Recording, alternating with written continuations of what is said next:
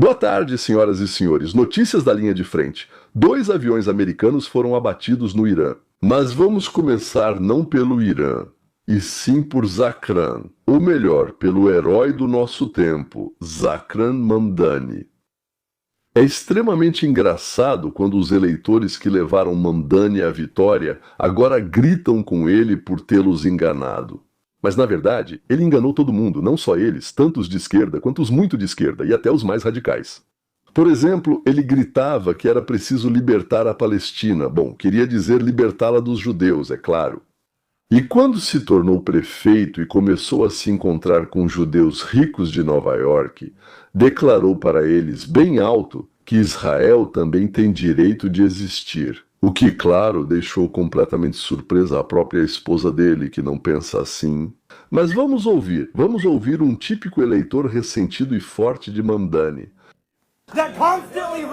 Está sempre reafirmando o direito de existência de Israel, pois pessoas como eu são atacadas por políticos, por defendermos a Palestina enquanto vocês estão sempre defendendo o direito de existência de Israel. Ouço vocês dizendo liberdade para a Palestina e que Israel tem direito de existir. Não sejam hipócritas! Não sejam hipócritas ao pedir liberdade para a Palestina e ao mesmo tempo defender o direito de existência de Israel.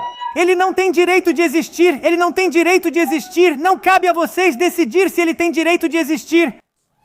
Israel, segundo os eleitores de Mamdani, e a esposa dele também, não tem direito de existir. Simplesmente não tem. Por quê? Porque eu disse assim, ponto final. Aqui estão também os eleitores de Zakran, que de repente descobriram que ele também os enganou, trapaceou, fez piada, passou a perna neles, chame como quiser. Por Oron, todos nós votamos em você. Afinal, você prometeu proteger os trabalhadores e acabar com a jornada cruel de 24 horas. Trabalhar 24 horas por dia precisa acabar. Andani, cumpra sua promessa. Por que você não disse nada? Você está propagando a mentira sexista russa de que imigrantes escolhem trabalhar 24 horas por dia. Então, os imigrantes, aos quais o governo paga para cuidar de seus pais como cuidadores domésticos, agora recebem pagamento por 13 horas por dia. Esses manifestantes afirmam que, por morarem onde trabalham cuidando de parentes, deveriam receber por 24 horas diárias. Portanto, pagamos essas pessoas. Você precisa colocar seus pais em um asilo, enquanto outros recebem do governo para cuidar dos próprios pais em casa. Para quem não conhece a situação, é preciso explicar. Nos Estados Unidos, é possível mandar pais doentes, que não conseguem cuidar de si mesmos, para um asilo. Ou você pode declarar que vai cuidar dele ou deles, se forem 2, sozinho, em casa. E o governo te paga. Você recebe para cuidar dos seus próprios pais. Ou você pode contratar um vizinho, se quiser. De qualquer forma, alguém vai receber dinheiro para cuidar dos idosos. Em 2020, havia 8,36 milhões de pessoas com deficiência e idosos que receberam cuidados pagos.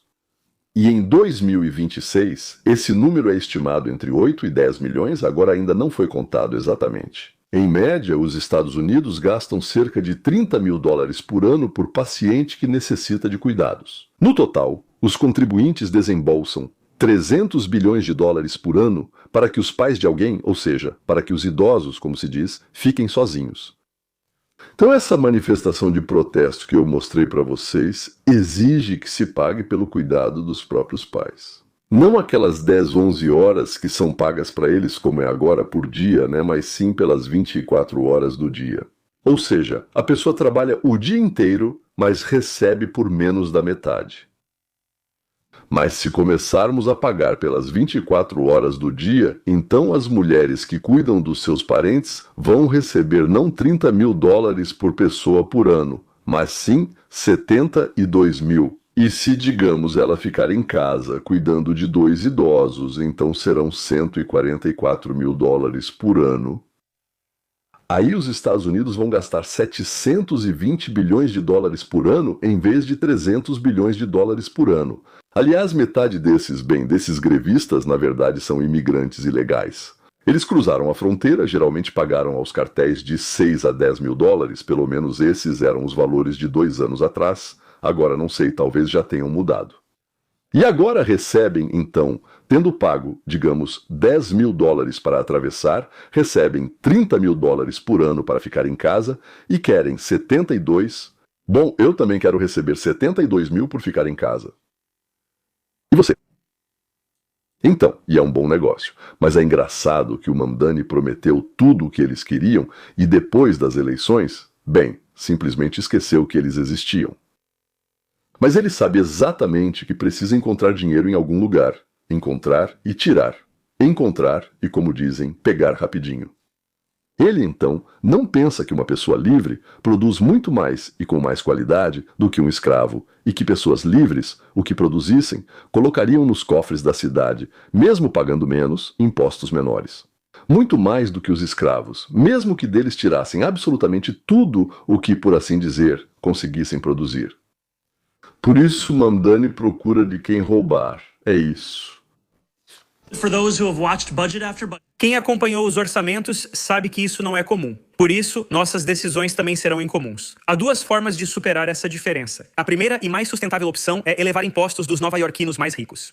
Eles vão começar a ir embora de novo, cara. E temos um governador que literalmente implora para eles, por favor, voltem, voltem, precisamos de dinheiro.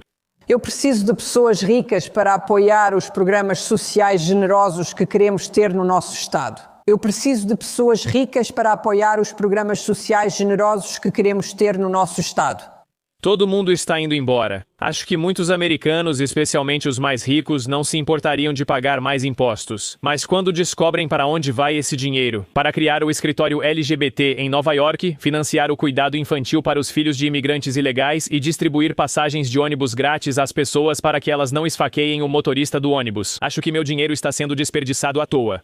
Milionários patriotas que responderam. Não há nada de patriótico em financiar ilegais. Isso não é patriotismo, é idiotice. Tudo bem, façam os cheques. Isso é simplesmente ridículo. Se querem ajudar, vão até Palm Beach e tragam alguém de volta, pois nossa base tributária foi prejudicada. Todo mundo realmente foi embora de Nova York. O que todos previam aconteceu. Se não escolhermos o primeiro caminho, a cidade será obrigada a seguir o segundo, mais prejudicial. Sem alternativa, a cidade precisaria usar a única fonte de receita sob nosso controle, aumentar os impostos sobre a propriedade. Foi exatamente isso que ele prometeu que nunca faria. Deixe-me explicar. Opção 1. Uma senhora idosa mora em um apartamento onde viveu a vida toda. Bem, antigamente, digamos assim, lá tinha o marido, os filhos, o gato. Agora só restou o gato. Ela tem uma aposentadoria. Bem, digamos assim, ela recebe a aposentadoria dela e a do marido. Bom, não importa, digamos $4.000 por mês, por exemplo. O apartamento já foi pago faz tempo, então não há custos com ele. Só o imposto sobre a propriedade, que é cerca de $750 mensais. Com comida, eletricidade, gás, água e às vezes umas guloseimas, gasta-se ali uns 3.250, ou seja, digamos no estilo soviético. Aqui a pessoa ganha 4.000 e gasta tudo. A vida é maravilhosa. Mamdani aumenta o imposto, digamos, em uns $250 por mês. Agora, a velhinha tem que abrir mão do chá com balas, da assinatura da HBO e da mensalidade do clube de bingo. Onde ela vai uma vez por semana para se divertir com a amiga? E por quê? Para que Mamdani possa manter clubes para lésbicas, pagar cirurgias de mudança de sexo para crianças sem a permissão dos pais.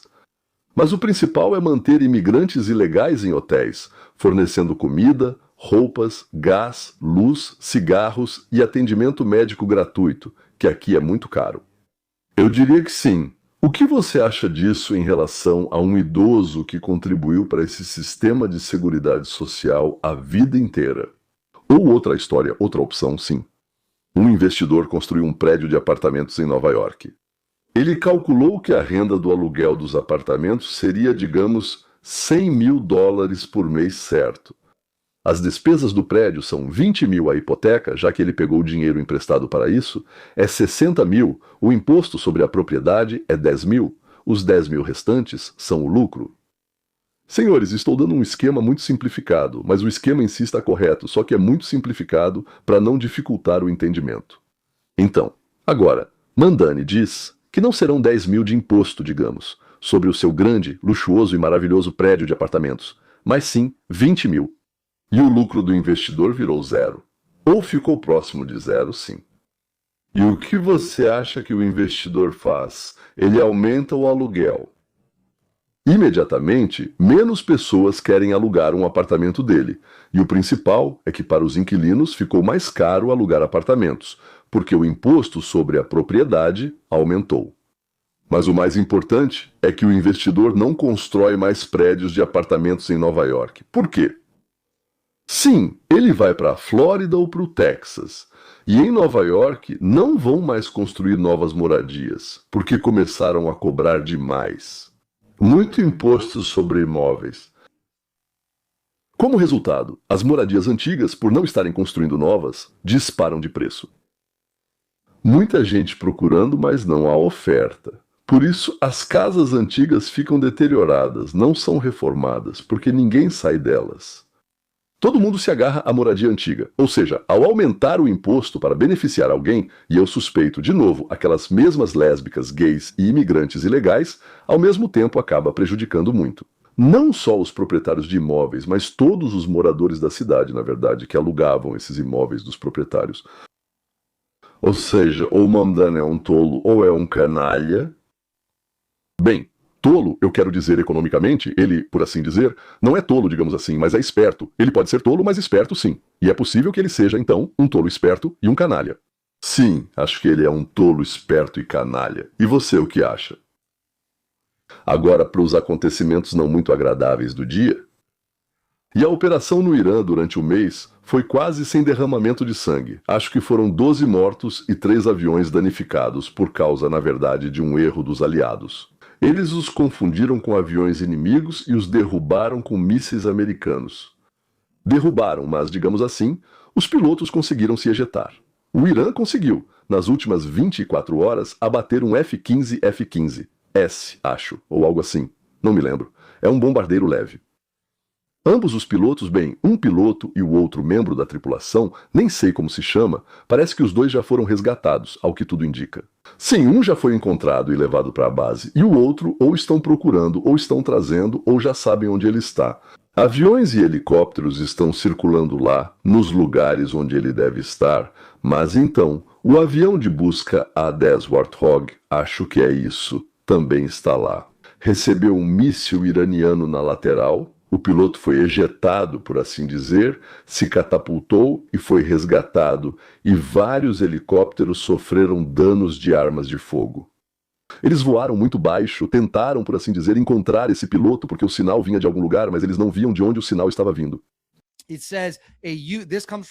Segundo a CBS, nós sabíamos que hoje um A-10 caiu, o piloto foi resgatado, não estava claro porque o A-10 caiu, agora foi relatado e confirmado que o A-10 foi abatido. Ele foi para o Golfo Pérsico, onde o piloto se ejetou. Então foi relatado que outro avião americano, um A-10 Warthog americano, foi atingido e danificado durante uma operação de busca e salvamento para os membros da tripulação do F-15 abatidos sobre o Irã. O piloto conseguiu sair e se ejetar sobre o Golfo Pérsico e foi resgatado com sucesso pelas forças americanas. Assim, este é o segundo avião abatido pelos iranianos nas últimas 24 horas. O piloto americano do F-15 Strike Eagle, resgatado após seu avião ser abatido sobre o sul do Irã, foi recolhido por 2 helicópteros militares dos Estados Unidos. Durante a operação, o helicóptero que transportava o piloto resgatado foi alvo de tiros de armas leves. Ferindo os membros da tripulação a bordo, o helicóptero pousou em segurança e todos os militares, segundo a CBS News, estão recebendo os primeiros socorros e serão levados para tratamento adicional. Vários helicópteros foram atingidos, mas conseguiram evacuar todos. E como a população do Irã reage a isso? Talvez eles já estejam decepcionados com Trump? Amém. Eles o amam, amém. Trump, muito obrigado. Trump, большое вам спасибо. Trump, большое вам спасибо. Trump, большое вам спасибо. Trump, большое вам спасибо. Senhor presidente, muito obrigado. O senhor é o melhor presidente dos Estados Unidos de toda a história. Nós amamos muito o senhor, senhor presidente.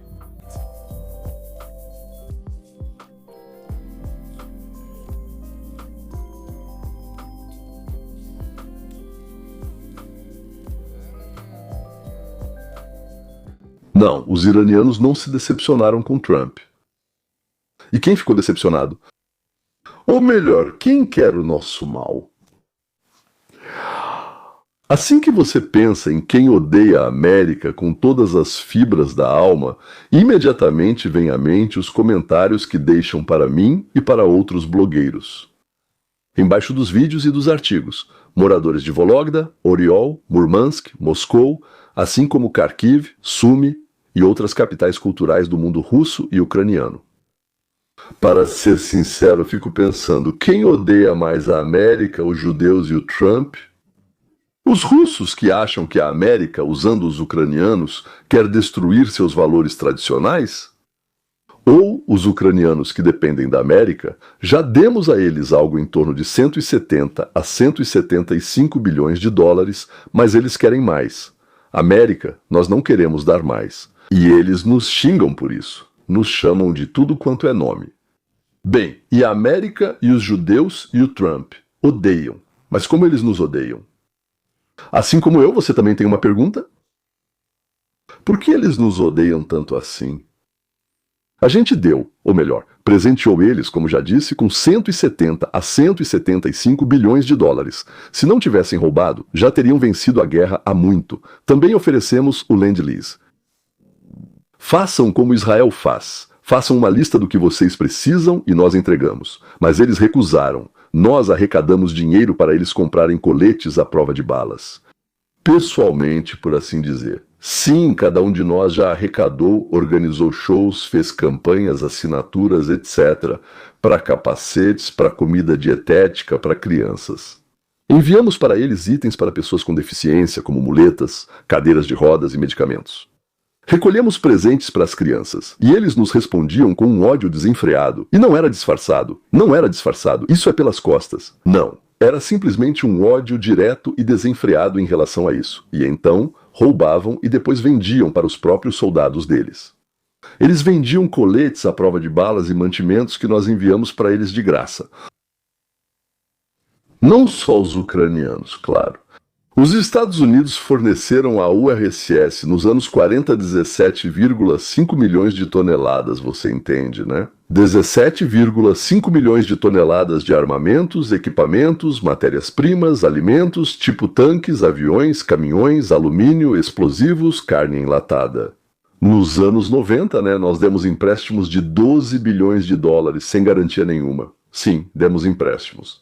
Nos anos 2000 nós perdoamos parcialmente reestruturamos essas dívidas. Segundo Joseph Stalin, sem nossa ajuda, a Rússia não teria resistido ao ataque alemão. Mas nunca. Ninguém, desde que me lembro, ninguém disse obrigado, só odiava, insultava, cuspia. E esses terríveis Estados Unidos, a própria encarnação do inferno. Vou dar exemplos para não falar sem provas e depois discutir as razões. Porque se existe uma consequência, senhoras e senhores, então com certeza existe uma causa. Não vamos construir teorias, vamos simplesmente ler. Ler o que pessoas reais, nossos contemporâneos, políticos, jornalistas, blogueiros, dizem sobre Trump, sobre os Estados Unidos. Falam para a câmera e escrevem artigos. Fontes russas e ucranianas podem ser pesquisadas no Google. E ver tudo isso. Então, o que os mundos russo e ucraniano pensam sobre nós? Vamos começar com a Pravda ucraniana. Uma publicação que é considerada a voz da sociedade civil ucraniana. Eles escreveram uma análise anual da presidência de Trump. Aqui está uma citação. Muitos tentam usar a arrogância confiante de Donald, de quem depende o destino da Ucrânia, em benefício próprio. Alguns tentam explorar sua vaidade, outros sua incompetência. Arrogância, vaidade, incompetência. Isso não é escrito pelo Kremlin, sim, senhores, isso é escrito por Kiev, uma publicação que há anos pede armas americanas e garantias americanas. Lá também menciona como os funcionários ucranianos precisam se comunicar com o presidente americano. Coitados. Sinto pena deles. Em Kiev, aprenderam a interagir, mesmo que de forma precária, com o americano egocêntrico e temperamental. Aprenderam a não contrariar Trump, a não irritar Trump, a bajular Trump, a agradecer Trump por qualquer motivo, e até sem motivo. Excêntricos e temperamentais. Isso é dito por pessoas que dependem dos Estados Unidos para sobreviver. Agradecer sem motivo. Imagine o que eles dizem a portas fechadas. E aqui está a Medusa. Uma publicação russa independente está localizada na Letônia e, teoricamente, não tem nenhuma relação com a Rússia. Conselheiros, subordinados e amigos de Trump não respeitam o presidente. Os amigos de Trump não respeitam o presidente. Muitos deles o chamam abertamente de tolo, idiota e imbecil. Classe. Ministro do Interior da Ucrânia, Arsen Avakov. Declaração descarada de Trump. Diagnóstico: um marginal perigoso, é o que diz Avakov. Senhores, um marginal perigoso que favorece a ditadura de Putin. A afirmação é de um ministro ucraniano, autoridade oficial. Agora, Arseny Yatsenyuk, ex-primeiro-ministro da Ucrânia. Trump desafia os valores do mundo livre, da ordem civilizada e do direito internacional. Isso é um crime. Um crime ético e civilizado, civilizacional. De princípios. Um crime contra princípios éticos. Do primeiro-ministro do país que Trump apoiou com armas. Essas palavras foram depois apagadas, mas a internet lembra de tudo. Agora então, vou citar. Se alguém na América disse algo sobre Trump, sempre citam. Aqui quem cita é Scott Lucas. Temos um professor assim. Então ele é professor de estudos americanos ou algo assim como se chama. Trump acalentava o sonho de fazer negócios na Rússia desde os anos 90. Os filhos dele visitaram Moscou. Ivanka Trump sentou na cadeira de Putin no Kremlin. Você consegue imaginar que vergonha, que horror? E o democrata ucraniano, Portal Diplomático ucraniano, publica isso como análise. Não como teoria da conspiração, mas como análise. Para o público deles, isso imediatamente é lido como prova. Diplomata ucraniano, Roman Besmertny, na coluna da África do Sul. Negociando com o Kremlin, ele, Trump, se colocou em uma situação sem saída. Que burro, né? Ele não levou em conta, idiota, isso sou eu acrescentando, que a questão do território não é uma decisão do Zelensky ou do parlamento. Burro, ele não sabe disso. Essa é uma decisão que vai contra o direito internacional. Por que eles vão contra o direito internacional? Contra a política europeia. Trump não é um político europeu, e a Constituição da Ucrânia, aqui naturalmente. Ele sabe melhor. Por isso ele, Trump, abordou um tema que, do ponto de vista dos desejos de Moscou, é insolúvel. Primeiro, uma linguagem horrível. Ele se colocou sem saída, não levou isso em conta e abordou um tema insolúvel. Isso é um diagnóstico de incompetência, simplesmente. Mas ele foi colocado como diplomata de um país aliado. Medusa. Pacificador na Casa Branca. Mais uma vez mostrou sua verdadeira face. Você é um crocodilo. Lembra da minha geração? O militarismo americano mostrou sua verdadeira face. E continua. É óbvio que os Estados Unidos usam as mesmas tecnologias de guerra contra nós e contra a China. Precisamos tirar conclusões agora. Ou nós vencemos ou seremos destruídos. Ou seja, só há duas opções. Ou nós vencemos ou seremos destruídos. E eles não são exatamente pró-Rússia. Só as armas nucleares e uma vontade de ferro podem conter o inimigo. Armas nucleares e determinação. Isso não é de um blogueiro original. Esse é o discurso dominante da mídia estatal do país com o maior arsenal nuclear. Komsomolskaya Pravda. Lembro desse jornal ainda daqueles tempos quando Trump estudou na Academia Militar de Nova York. De repente se lembraram disso porque escreveram muito que ele não tinha estudado em lugar nenhum. Ele também não participou de nenhuma guerra. Talvez por isso o presidente dos Estados Unidos inicialmente via a guerra com o Irã como um blockbuster de Hollywood. Uau! Dizem que escrevem toda manhã. Quem? O quê? Inventaram agora. Dizem que toda manhã ele assiste a uma montagem de 2 minutos dos ataques bem-sucedidos dos americanos. Esse é o tipo de presidente idiota que temos. Toda manhã, uma montagem de 2 minutos das vitórias. E ele acorda de bom humor. E até bolhas saem da boca dele também. Vamos falar das pessoas. Embora digam para não partir para o lado pessoal. Não se deve fazer isso, mas aqui é necessário. É esse o tipo de pessoa. Kasparov. Diz o seguinte. No rádio, na TV. Aqui está a gravação. Chega a Moscou nos anos 80 um playboy bilionário com sua esposa tcheca. É impossível imaginar que o Comitê de Segurança do Estado, na verdade, ele disse Gibnia. Não tentaram recrutá-lo. Um bilionário com uma esposa tcheca. Nós não sabemos, claro, o que aconteceu, continua Kasparov. Bem, não sabemos o que aconteceu, mas imediatamente a intriga começa. Nos anos seguintes, toda a carreira empresarial de Trump, que sempre terminava com algumas falências e livramentos milagrosos. A insinuação é feita imediatamente. É difícil supor que o relacionamento entre a KGB e Trump não tenha se desenvolvido. Há uma grande probabilidade de que o comportamento de Trump indique que ele realmente teve um relacionamento com a KGB. Você entende, né, como ele foi fundo nisso. E agora, Alexander Nevzorov, que chegou à Ucrânia. Não sei se ele mora lá ou já foi embora. Estão atirando lá, acho que ele não gosta quando atiram nele. É isso. Ele é um ucraniano honorário. Nevzorov. Isso aí, o que ele está contando foi escrito por um oficial da KGB, que era responsável pelo recrutamento na América, empresários americanos.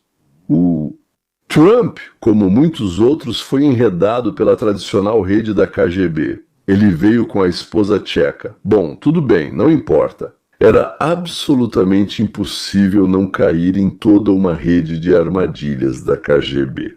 Bem, isso o Alexander Nevzorov sabe com certeza, sim.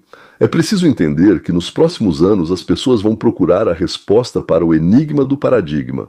Сального поведения Трампа. E agora Putin está manipulando Trump. Bem, então o que mais há para procurar? Desculpe, algum enigma. Aqui está a resposta. Putin manipula Trump. Agora, o vidente e clarividente ucraniano chamado Yakovina informou o seguinte. Trump recentemente fez um acordo não oficial com Putin, que se resume ao seguinte. Como ele sabe sobre o acordo não oficial? Trump vai ajudar o ditador russo na Ucrânia e Putin, por sua vez, vai ajudar Trump a se tornar presidente. Ao mesmo tempo, esse tal de Yakovina não diz que é o que ele pensa, mas conta como se fosse algo que aconteceu 100% e que ele ficou sabendo, ou de algumas pessoas que estavam presentes, tipo, ou do Putin ou do Trump. Mas ele, não, tem outra opção. Do Nevzorov? Sim. Mas sobre isso, na verdade, ele não disse que soube disso por alguém. Então, mas provavelmente ele sabe disso porque ele é vidente. Agora então, meu querido Shederovich, um pilar, mas não de vigor, apenas um pilar. Trump, é o que ele diz, vai estimular a vitória. Ele vai fingir vitória onde ela não existe. Ele tentou pressionar Zelensky e declarar isso como sua vitória. Ele não tem recursos para pressionar Putin. Sem falar que, como vemos pelo presente do Catar, Trump pode ser comprado com bastante facilidade. Obrigado. Até logo. Do jeito do Catar, o Catar presenteou os Estados Unidos. Obrigado, o avião. E foi aí que Shederovich viu... Bem, ele provavelmente só lê mal em inglês. Ou leu algum idiota que, digamos, deu sua própria interpretação. Vamos lá, Shederovich, vamos lá, filho de Sukin. Então, por que os americanos bem-sucedidos são odiados? E por que odeiam os judeus? Por que Mandani odeia os americanos e os judeus? Não Israel, os judeus. Por que Obama odiava os americanos, os judeus? Por que os iranianos? Bem, é uma nação antiga, né? Parecem caras sábios, inteligentes, né? Muito inteligentes, aliás, né? Porque eles odeiam os americanos e os judeus. E o Macron e o Starmer? Bem, os franceses na época do Dreyfus e os britânicos na época do mandato na Palestina, bem, mostraram que eram antissemitas, claro, até mais do que os alemães e ucranianos. Só que então, os lituanos estão com eles. Muitos podem se comparar. Por que tantos judeus étnicos odeiam os americanos e até mesmo outros judeus? Então temos uma conhecida judeofobia entre o povo escolhido. Isso também existe. O auto-ódio, ele existe. É uma coisa assim. Os muçulmanos querem se unir em um califado para serem governados por califas. E os judeus se comunicam com Deus do seu jeito, diretamente. Não através de um mulá, pastor ou padre. O rabino não é um intermediário entre a pessoa e Deus. Ele é um conhecedor da lei, que a ensina e julga. Bem, julga. Decida, Rebbe, quem de nós está certo. Ele pega a Torá, pega outra coisa e tenta entender, de acordo com a lei do Senhor Deus, quem está certo e quem está errado. Eles nos odeiam, americanos e judeus, porque somos individualistas, porque não nos juntamos em grupos, porque temos, bem, nem todos, claro, sim, não temos a psicologia de massa. Mesmo na multidão temos nossa própria opinião. Dizem, lembram, né, em Israel, sim, 2 judeus, 3 opiniões. Vou além. 2 judeus, 5 opiniões, todos discutem entre si e consigo mesmos. E além disso, não acreditamos só na palavra, consultamos nossos livros.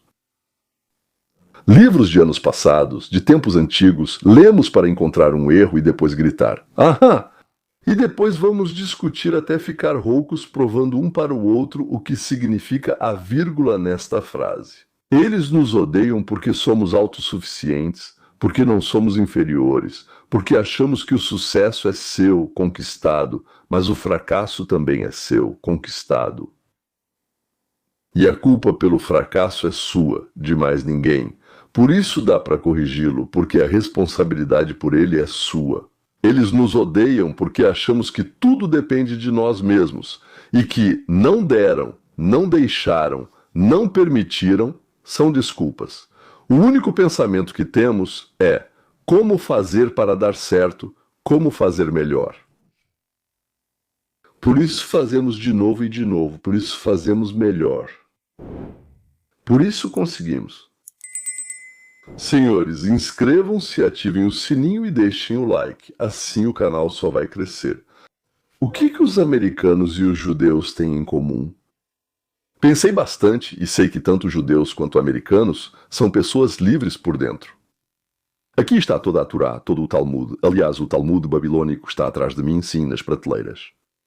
E a Mishnah, o Shulchan Arush, tudo está impregnado da consciência de que só inclinamos o pescoço diante de Deus. O que está escrito na Declaração de Independência dos Estados Unidos? Ninguém, exceto Deus, pode tirar nossos direitos. A mesma coisa, até o Senhor chamou os judeus de obstinados, ou seja, eles não inclinam o pescoço em uma reverência bajuladora. Obstinados, obstinados. Ele também nos chamou de seu povo. Os europeus há muito sonham com um czar bondoso. Lá eles o chamam de Paianovu, né? Sonham em ser seus boiardos. E nós somos nossos próprios czares, boiardos, generais e tudo mais. Ou seja, achamos que somos mais espertos que todo mundo. Isso não é necessariamente verdade, na real, mas os imames judeus nos convenceram disso. E as mães americanas diziam para seus filhos, você pode conseguir absolutamente tudo o que quiser. Tudo o que quiser. E é por isso que nós, judeus e americanos, somos odiados. Pessoas dependentes de outras pessoas e circunstâncias. E de repente eu entendi quem eu sou. Muitas vezes me perguntam, você se sente americano? Você se sente israelense? Você se sente uma pessoa da cultura russa? Senhores, eu entendi. Eu sou um sucesso norte-americano, judeu. E que todos sintam inveja de mim. E o que fazer se me odiarem?